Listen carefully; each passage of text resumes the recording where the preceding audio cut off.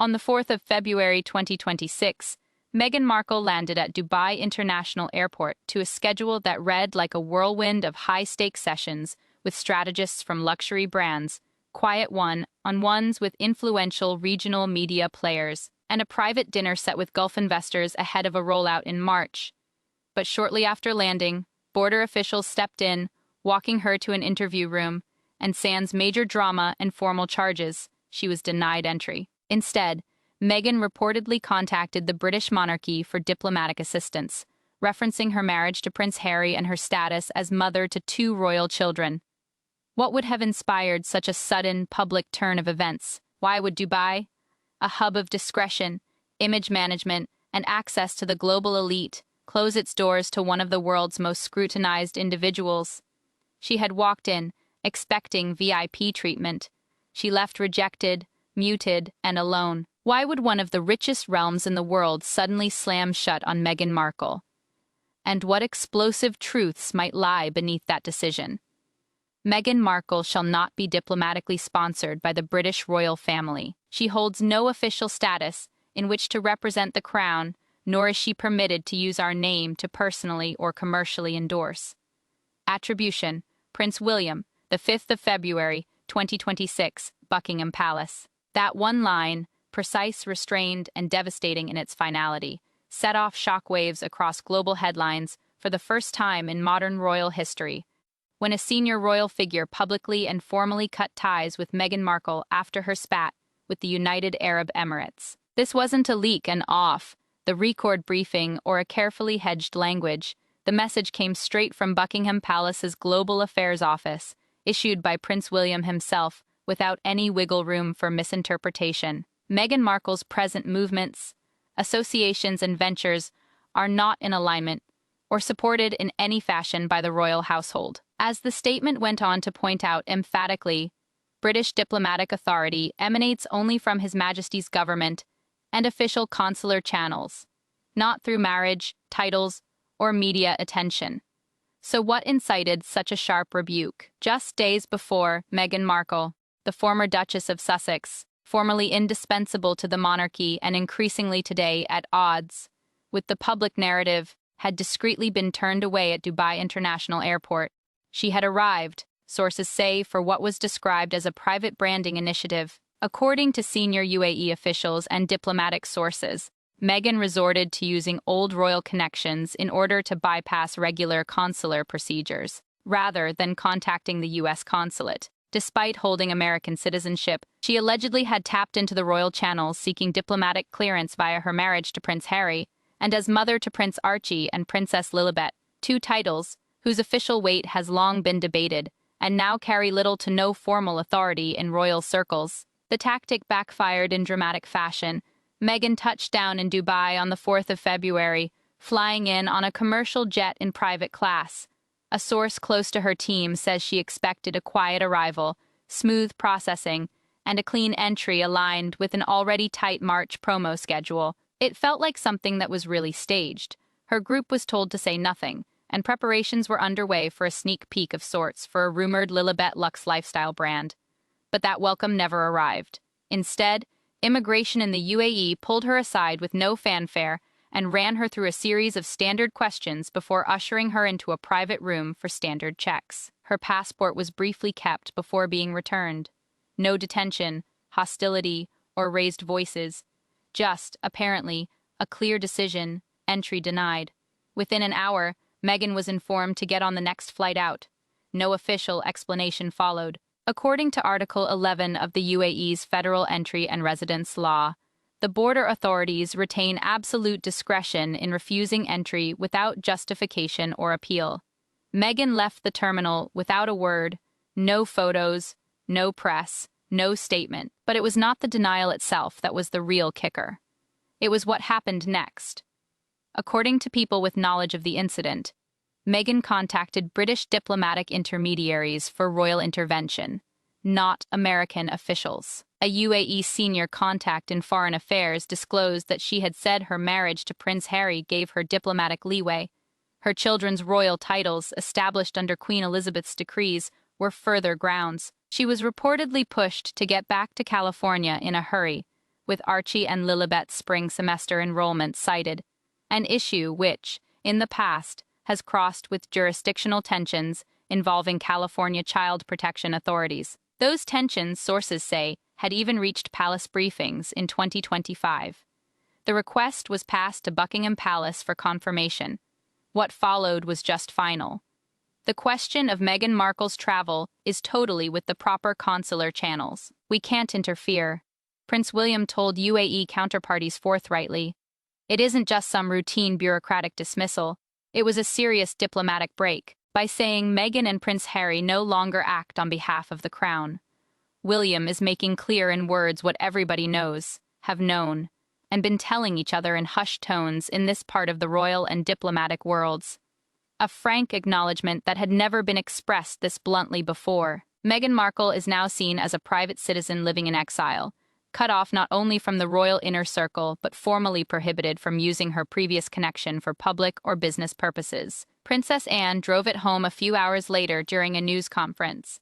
Meghan Markle and Prince Harry are family, but do not represent the royal institution. It is strictly forbidden to suggest any kind of royal involvement in personal or business endeavors, in direct violation of the binding agreement that was reached when the couple stepped aside in 2020. Since then, the silence from Meghan's quarters has been deafening. No PR statements, no Prince Harry sightings, yet palace sources and UAE diplomats confirm Meghan's bid to enter Dubai, under conditions hinting at royal privilege, was formally rebuffed. Her planned March 2026 media appearances in Dubai have been axed. A Saudi Arabia initiative, once seen as the next big step, is now under intense internal review, with Riyadh reportedly spooked by reputational and branding risks. What Meghan once was convinced would be open doors now appear to be firmly shut ones. It is not a singular slip-up in Dubai, but a culmination of a more general unraveling around the world, as she has slowly lost much of her post-royal status. From housing troubles to growing legal exposure, from corporate fallout to royal disavowal, the carefully crafted image Meghan projected hasn't just dimmed, it's fragmented. Then, on the 4th of February, she was expelled from Dubai. The media machine fell silent.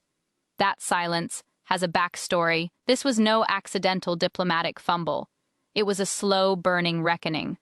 People close to the owner of Meghan and Harry's Montecito home confirm what had long circulated in whispers. The couple did not leave by choice. Repeatedly late rent payments, alleged unapproved structural changes, and unresolved back taxes culminated in the lease being terminated. A quiet court filing in Santa Barbara County, unearthed later by investigative reporters, cited a non-renewal for contractual misuse of the property. It was a swift and quiet removal, jarringly different from the glossy Oprah-era mythology that once framed their California life. Money problems followed. The Spotify deal, once trumpeted at $25 million, got axed in late 2025 amid fears of anemic production, mediocre audience enthusiasm, and elevated creative expectations. Netflix moved next. $100 million content deal had shrunk into a loose holding arrangement, with executives opting not to renew the Sussex's development contract in January 2026 due to bad metrics and growing brand risk. Then came the blow to Meghan's ambitions at their core: misused funds, incorrect tax reporting, improper severance for employees. All these are at the center of the investigations into the Arkwell Foundation in both the United States and the United Kingdom. Several former staff members have filed civil suits alleging wrongful dismissal and unpaid wages. U.S. federal authorities are also probing claims of misleading statements tied to Meghan's wellness ventures.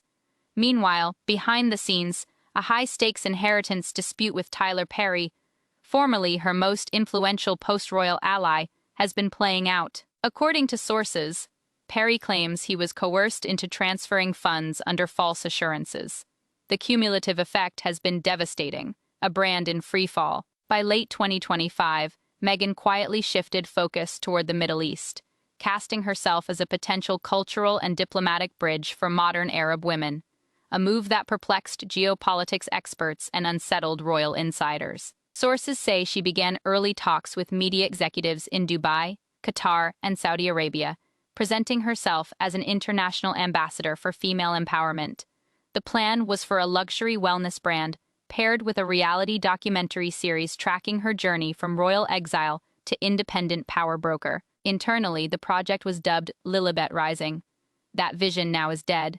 The Dubai snub has effectively tainted the brand throughout the Gulf. Saudi Arabia has reportedly put all exploratory negotiations on ice due to Meghan's outstanding global debts and mercurial public persona. The press in Kuwait and Bahrain has run warning editorials against bringing in Western celebrity personalities mired in political scandal.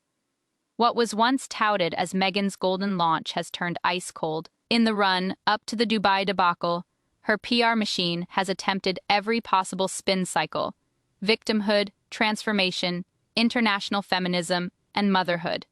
Every effort crumpled under the weight of renewed scandals. Allegations of mistreatment of staff, originally hinted at by the Queen's former palace aides in 2021, re-emerged with new witnesses. Suggestions that Meghan orchestrates a crisis and then comes out to play the savior have made more circulation, particularly in the wake of the Netflix miscarriage episode Backlash, which many critics called emotionally exploitative.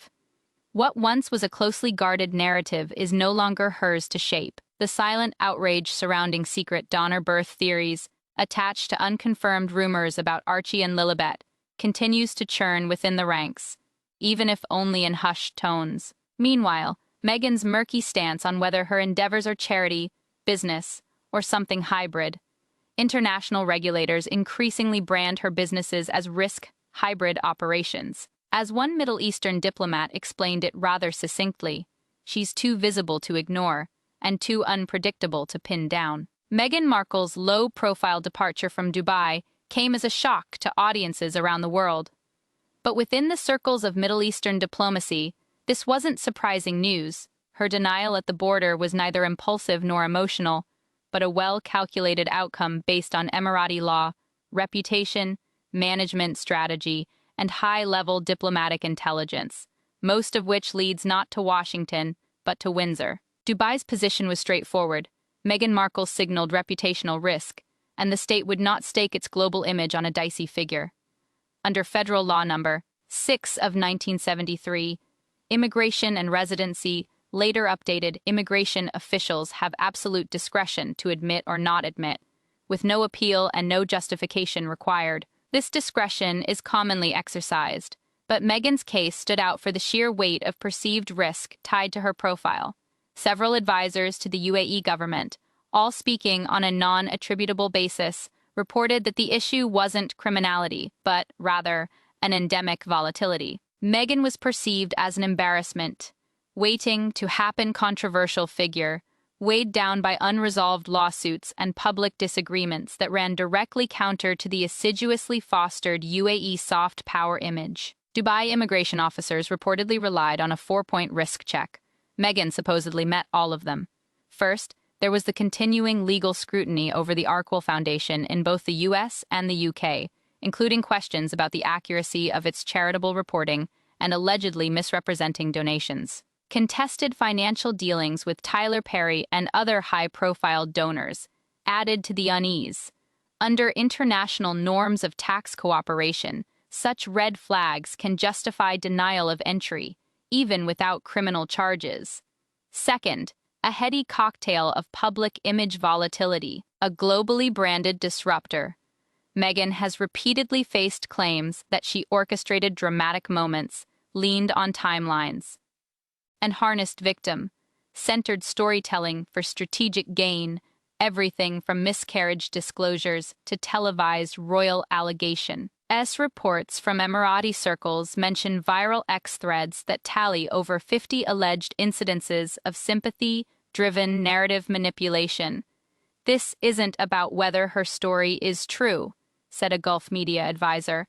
"It's about whether our environment can tolerate the disruption." Third, the patterns of conflict between employer and staff. Testimonies from former Arkwell employees cited summary dismissals without severance, hostile work atmosphere, and arbitrary management. The Emirati value honor, based leadership and the trusting atmosphere inside the organization very highly, and this is deeply destructive. Fourth, and most importantly, visa misrepresentation by entering without proper business and media visas and failing to declare prior meetings with partners of luxury brands or digital production crews creating soft launch material. Meghan reportedly arrived under the guise of personal family matters, which authorities later deemed misleading. Perhaps the most consequential signals came from the United Kingdom itself. The reason was not demanded by Buckingham Palace, but it made unequivocally clear that there would be no royal backing for Meghan's projects. That clarity alone rang alarms. A senior Gulf advisor familiar with the royal diplomacy explained.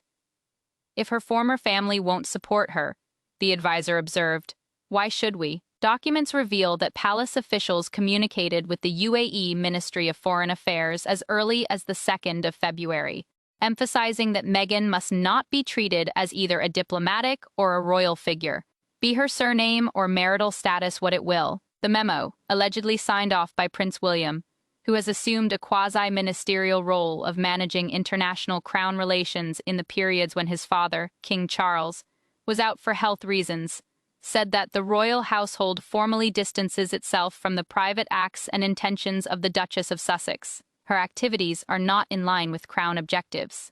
In a highly unusual parallel move, Princess Anne, consistently rumored to be the monarchy's most unbending disciplinarian, issued her own directive to Commonwealth officials and diplomatic counterparts. It must be tacitly understood that Meghan Markle and her husband do not represent the crown, the monarchy, or the United Kingdom. Any inferences of their activities to the institution are speculative and legally unfounded. She also warned against the use of royal titles for commercial purposes, suggesting endorsements or leveraging family connections in international business, a move interpreted as premature damage control in light of rumors that Meghan intended to sell her royal story to Gulf media networks. No public news conference ensued. However, the record UAE sources briefed Al Arabiya and Sky News Arabia candidly, Dubai isn't a rehab clinic for troubled public figures. We don't open doors to people whose fame rests on confusion, contradiction, and rejection by institutions. As one UAE diplomat turned, former diplomat succinctly captured the mood, Meghan has become a symbol of brand instability. No Gulf country wants to host the next chapter of her story. After Dubai, attention turned to Saudi Arabia, where Meghan was said to be seeking residency via some sort of cultural diplomacy lane. Those discussions, sources say, have now stalled indefinitely, with Riyadh deeming the reputational risk too great to bear. She is the opposite of sovereign, says a senior policy analyst, almost stateless in symbolism. What surprised many wasn't that Dubai turned her away, but that she tried again to lean on the very institution she had criticized, distanced herself from, and even fought legally, the British royal family. That quiet immigration appeal, followed by whispered back, "Channel please," became the spark for Buckingham Palace's most decisive, lasting stance yet. This was not a case of simple estrangement. This was a carefully erected institutional firewall, organized by Prince William and Princess Anne, which would permanently block further use, or misuse, of any royal association. William's action in the Dubai affair was not a spur of the moment one. Individuals in Clarence House and the Foreign Office with knowledge of the situation insisted that concerns over Meghan's increasing exploitation of her royal status had been mounting for many months ahead of the 4th of February. Her increased travel, secret commercial connections, and efforts to position herself as an international duchess were increasingly viewed as a danger to the good name of the monarchy. The straw that broke the camel's back was when she attempted to invoke royal diplomatic immunity in Dubai, bypassing us consular channels. One senior advisor to Prince William, asking not to be named, put it best. There was a broad consensus among the senior royals. Meghan cannot be allowed to use the royal name abroad, acting with impunity while circumventing accountability and monetizing the past for personal gain. Prince William spoke on the 5th of February, 2026, with economy and clarity, every syllable deliberate. He made it plain. Meghan Markle represents the crown no more in and of herself. No diplomatic help would be forthcoming, marriage or motherhood notwithstanding. Any consular matters would be handled by the U.S. Embassy alone, since she remains an American citizen without royal duties. This wasn't a soft nudge, this was formal severing. Since stepping back in 2020, Meghan and Harry had hovered in this deliberate gray zone, keeping the Duke and Duchess titles, presenting themselves with royal framing at international events, hinting some protocols still applied. That ambiguity worked for a while, but senior royal lawyers said it could not endure. What William and Anne did this week wasn't just clarification. It was the permanent shut of any symbolic path back. There will be no easy re-entry, no quiet tolerance, said a retired palace legal advisor. The split has now been publicly and legally set, the so-called royal loophole, by which Meghan could wield influence and luxury by nodding to her former status, effectively closed. The headlines belonged to William, but the diplomatic heavy lifting had been done by Princess Anne, regarded as the royal family's most trusted international operator, competent, steady, and rarely led by her emotions. Anne had been working the back channels, contacting UAE and Commonwealth officials to consolidate the palace's position. In a private memo circulated among Emirati diplomats and members of the Commonwealth Secretariat, Anne made the line clear. Meghan and Harry are not emissaries of the royals.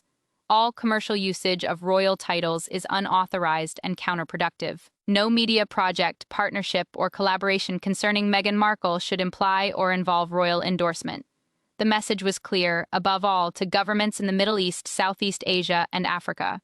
Aray's Meghan had hoped to rebrand herself through philanthropic work. As one Foreign Office analyst put it, Anne's intervention punctured the idea that Meghan could re-enter royal relevance via soft power. It was precise, unsentimental, and final. This is a first in modern royal history, not a censure for past misdeeds, but a verdict on ongoing reputational risk. Behind the palace doors, Meghan's tumble from global empathy icon in 2021 to diplomatic liability in 2026 is being handled not only as personal fallout, but more as a case study in brand containment. An internal royal briefing from late January, later leaked to some outlets, labeled Meghan as a Category Red figure, a warning that she might try to pull international clout from the royal badge itself. It called her actions a soft reputational hazard to the monarchy's neutrality, and it ordered that she receive no logistical, financial, or narrative support from any crown-connected entity. Royal watcher Tim Harris said the designation had the Lord Chamberlain's stamp and had been shared with the Privy Council. Gone are the days when Meghan Markle was just being kept at an arm's length. She has been strategically cut off. What was she thinking then? People close to her circle suggest she actually believed Dubai was going to embrace her. Not just for the fame, but for the residual aura of her old title and the story of female empowerment she had put together. She saw herself playing the role of a bridge, from Hollywood to the Gulf, from royalty to modern-day influence. It was a terrible miscalculation. She underestimated the intolerance of reputational risk in the Gulf states. She misread how deep the royal resentment runs after years of media scrutiny. And above all, she thought that the royal ties could be reactivated at will. That assumption has been shredded by none other than Prince William and Princess Anne themselves. Now that the dust has begun to settle following Meghan Markle's entry ban to Dubai, the reverberations are beginning to seep into the very fabric of her marriage to Prince Harry. Once pitched as a bold and inseparable pairing rewriting the royal rules on their own terms, they now look fractured, out in the open behind closed doors and in the strategic arena. According to sources close to the Sussex household, the Dubai episode didn't just stir controversy, it laid bare a growing rift marked by mistrust, diverging goals, and clashing visions of life beyond the monarchy. Multiple sources confirm that Prince Harry was not informed in advance of Meghan's trip to Dubai. People close to the couple confirm that she went alone to the UAE, convinced she could handle it with diplomacy and control. When reports began to surface that she had been turned away at the border, Harry was caught on the hop, left to react without warning or preparation. One palace insider didn't mince words. Harry may be her husband, but Meghan operates solo. This wasn't a family visit, it was a campaign, and he wasn't included. The move didn't just embarrass Harry, it chipped away at what little trust was left. For him, this wasn't about being left out so much as being dragged into a fight he hadn't started and couldn't steer. Lately, their communication has become strained. People who worked with them, and various household sources, say Meghan and Harry are now sleeping in separate rooms at their bell. Air rental around the staff, they're viewed as polite but removed. Conversations die unless they are about Archie and Lilibet's schedules. The once warm, united tone has become practical and brittle. Harry feels like he is stuck in someone else's PR battlefield. He wanted freedom, not fallout. A longtime friend told a British tabloid, money trouble has widened the rift. Spotify dropped. Netflix pared back. Arkowell funds frozen amid investigations. Now they're facing rising legal costs, collapsed deals, and ongoing housing instability. Meghan, according to those close, thinks their only hope is a big push into fresh international markets. Even if that means testing the diplomatic limits, as she did in Dubai. Harry, on the other hand, reportedly yearns for something quieter, more low-key, perhaps some tentative route back towards the royal fold. This clash in goals has sparked repeated late-night fights, described by insiders as intense, hushed, and increasingly one-sided. Meghan accuses Harry of retreating, of choosing ease over courage. Harry, in turn, says Meghan is dragging him into conflicts that just deepen their isolation. Even as Harry has apparently made overtures to the palace, the silence has been deafening. Prince William continues to skirt direct contact. King Charles, already beleaguered by the demands of his new position and the furor over his health, has emotionally slammed the door on his youngest son. Even Princess Anne, once among Harry's few internal allies, is said to be unwilling to entertain any route back in, while Meghan remains part of the equation. He'll always be family, says one palace aide, but family doesn't guarantee inclusion anymore. But at its core, the Dubai episode exposed a painful truth. Harry and Meghan aren't pulling in the same direction. Meghan remains fixed on clawing her way back onto a worldwide stage, seeking out new allies, new markets, and redemption through struggle. Harry, spent and disenchanted, appears to ache for the structure and the discipline of royal life. A clear shift is being observed. Harry has, for the most part, stopped defending Meghan either in public or through behind-the-scenes briefings. He didn't comment on Dubai. He has remained silent about the scrapped media projects. The silence is being read less as loyalty and more as deliberate distance. A former palace official put it more candidly. Harry wanted to leave the palace. Now he wants to leave the storm Meghan brings. Once touted as the face of a new royal era, Meghan Markle is embattled in the heart of a global reckoning. Her denial at Dubai's border early this February 2026, a public rebuke by the British royal family, and the dizzying unwind of her Middle East ambitions have not only marred her image, but appear to signal the end of her post-royal rise. There has been no press conference, no apology, and no explanation. Rather, a growing quiet that speaks louder with each day that passes. The Sussex chapter began in 2020 with bold promises: independence, global advocacy, financial self-reliance, and a new kind of media prominence. 6 years on, the contrast is jarring. Spotify walked away after a single underperforming season. Netflix quietly ended its development deal in January. Arkowell, their flagship nonprofit, faces federal scrutiny in 2 countries. Their Montecito home has slipped away amid legal and financial pressures. Their reputation has shifted, from aspirational to polarizing, from hopeful to cautionary. Dubai was meant to signal renewal, luxury, investment, global reach. Instead, it delivered a verdict many didn't expect, but many now accept. Chaos is one gamble even multi-billion-dollar empires won't take. As one Gulf state editor put it flatly, she's lost her mystique, she's carrying baggage.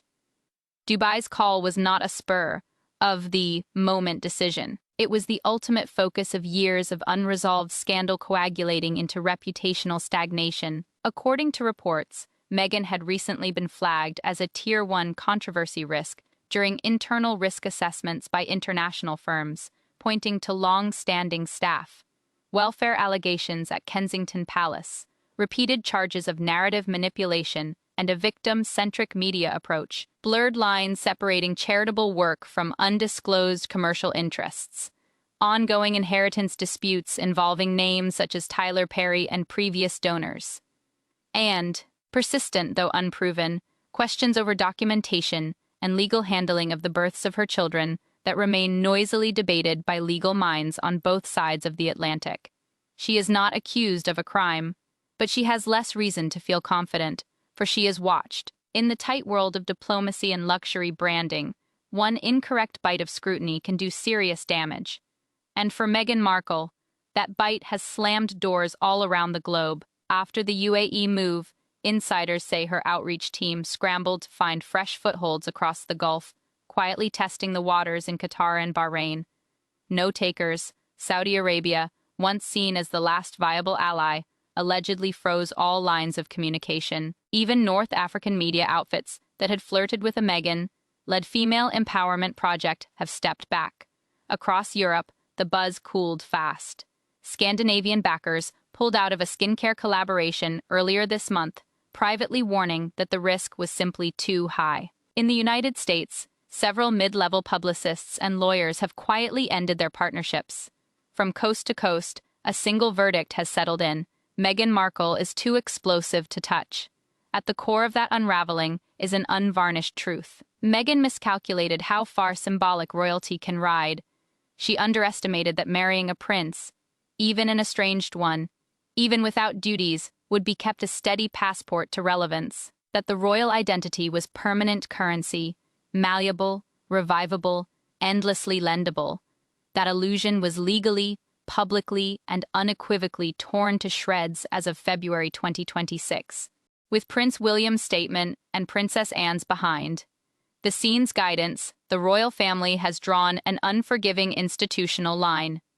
Meghan is no longer royal in function, authority, or protection. She cannot claim crown privilege, diplomatic heft, or symbolic status. As one royal courtier says, she played a queen without a crown, and the world has stopped buying the act. Now, back in California, Meghan faces a growing domestic isolation to match the global exclusion. Her attempts to exempt her children's private schooling from regulatory oversight have reportedly reopened inquiries from Child Protective Services, certainly in light of new reports of frequent staff turnover within the kids' circles of caregivers. Meanwhile, Prince Harry has grown more withdrawn. Friends describe him as emotionally spent and financially boxed in. His attempts to quietly re-establish contact with the palace have gone unanswered. There are unconfirmed whispers of discreet legal mediation on his end, not necessarily aimed at divorce, but at custodial clarity and financial separation, the worn-out argument that the couple will retreat, but not desert royal life, is no longer relevant. 6 years since their dramatic split from Buckingham Palace, Meghan's once aspirational fairy tale is finally over. Her exile, once presented as freely chosen, is now forced, mandated by the palace itself, as well as the entire globe. What survives isn't the dazzling reinvention, but the cautionary footprint, ambition untethered from the anchors of institution, fame without foundation. This was the assessment of the media strategist, who had previously worked with the former royal. I had a bit of a view that the world was going to come to her when she left the palace. Reality, of course, has a way of disappointing. The world came, the world went,